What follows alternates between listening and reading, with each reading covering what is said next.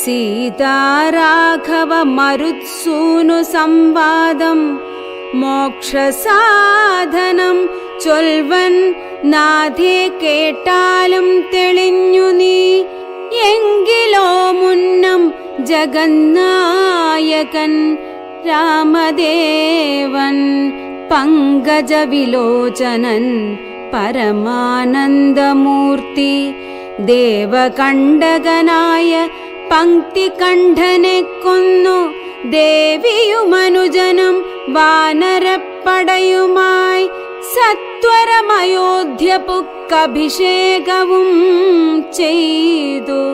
സത്താമാത്രാത്മാ സകലേശനവ്യയൻ നാഥൻ മിത്രപുത്രാദികളാം മിത്രവർഗത്താലും അത്യുത്തമന്മാരാം സഹോദര വീരന്മാരാലും കീകസാത്മജാസുതനാം വിഭീഷണനാലും ലോകേശാത്മജനായ വസിഷ്ഠാദികളാലും സേവ്യനായി സൂര്യകോടി തുല്യ തേജസ ജഗത്ശ്രാവ്യമാം ചരിതവും കേട്ടു കേട്ടാനന്ദിച്ചു. നിർമ്മലമണിലസത് കാഞ്ചന സിംഹാസനേ തന്മായാദേവിയായ ജാനകിയോടും കൂടി സാനന്ദമിരുന്നരുളിയിടുന്ന നേരം പരമാനന്ദമൂർത്തി തിരുമുമ്പിലമ്മാറു ഭക്ത്യാ വന്ദിച്ചു നിൽക്കുന്നോരു ഭക്തനാം ജഗത്പ്രാണ നന്ദനൻ തന്നെ തൃക്കൺ പാർത്തു കാരുണ്യമൂർത്തി മന്ദഹാസവും പൂണ്ടു സീതയോടരുൾ ചെയ്തു. സുന്ദരരൂപേ ഹനുമാനെ നീ കണ്ടായല്ലീ, നിന്നിലുമെന്നിലുമുണ്ടെല്ലാ നേരവും ഇവൻ തന്നുള്ളിലഭേദയായുള്ളൊരു ഭക്തിനാഥേ. ധന്യേ സന്തതം പരമാത്മജ്ഞാനത്തെയൊഴിഞ്ഞൊന്നിലുമൊരു നേരമാശയുമില്ലയല്ലോ. നിർമ്മലനാത്മജ്ഞാനത്തിന്നിവൻ പാത്രമത്രേ. നിർമ്മമൻ നൃത്യബ്രഹ്മചാരികൾ മുമ്പനല്ലോ. കൽമഷമിവനേതുമില്ലെന്നു ധരിച്ചാലും തന്മനോരഥത്തെ നീ നൽകണം മടിയാതെ. നമ്മുടെ തത്വമിവൻ അറിയിക്കണമിപ്പോൾ. ചിന്മയേ ജഗന്മയേ സന്മയേ മായാമയേ. ബ്രഹ്മോപദേശത്തിനു ദുർലഭം പാത്രമിവൻ.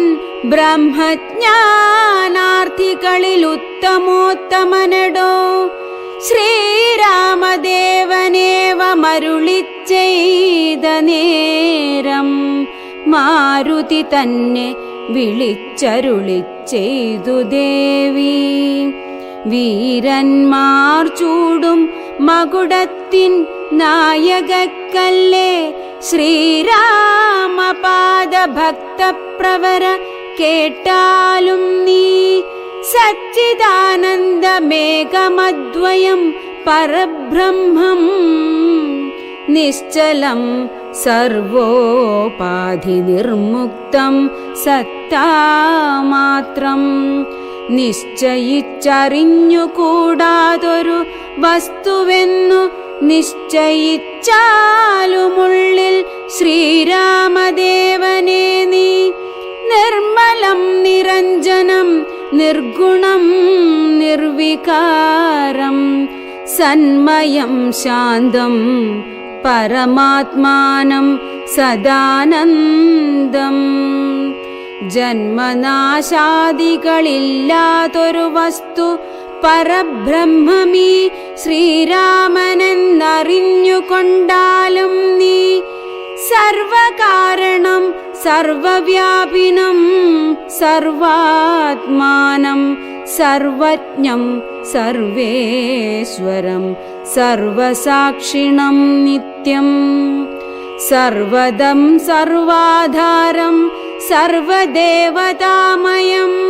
നിർവികാരാത്മാ രാമദേവനെന്നറിഞ്ഞാലും എന്നുടെ തത്വമിനി ചൊല്ലിടാമുള്ളവണ്ണം നിന്നോടു ഞാൻ താൻ മൂലപ്രകൃതിയായതടോ എന്നുടെ പതിയായ പരമാത്മാവു തന്റെ സന്നിധി മാത്രം കൊണ്ടു ഞാനിവ സൃഷ്ടിക്കുന്നു.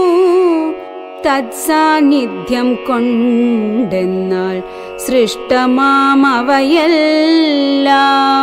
തത്സ്വരൂപത്തിങ്കലാക്കിയിടുന്നു ബുധജനം.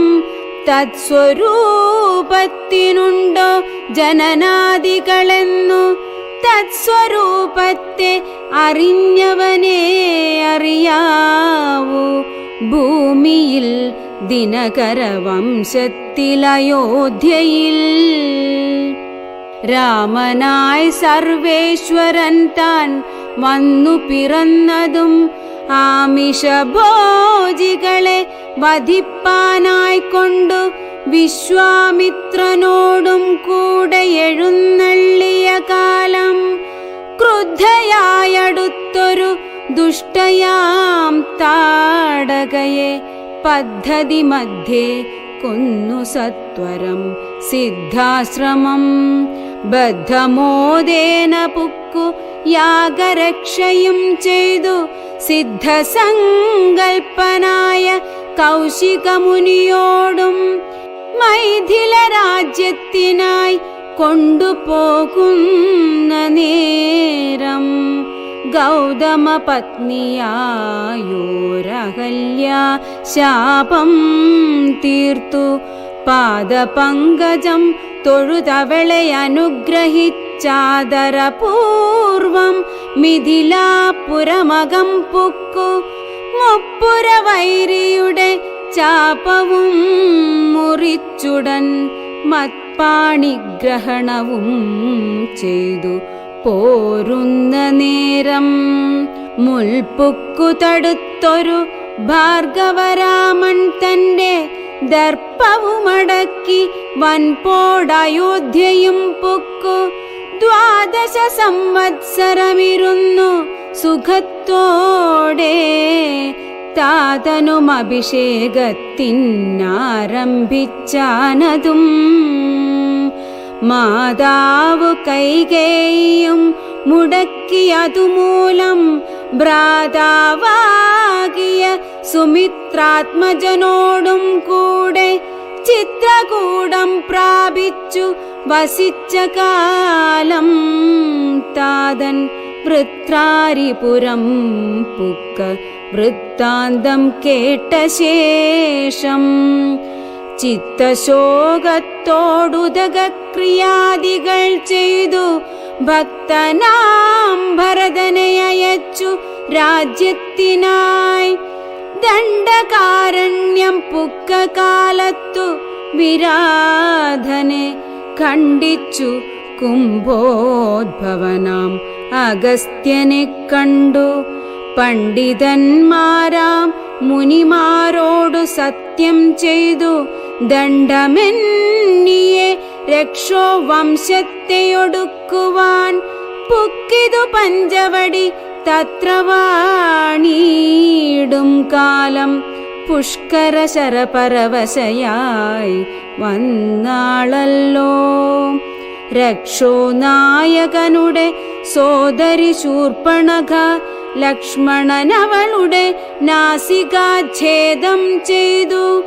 ഉന്നതനായകരൻ കോപിച്ചു യുദ്ധത്തിനായി വന്നിതു 14 സഹസ്രം പടയോടും.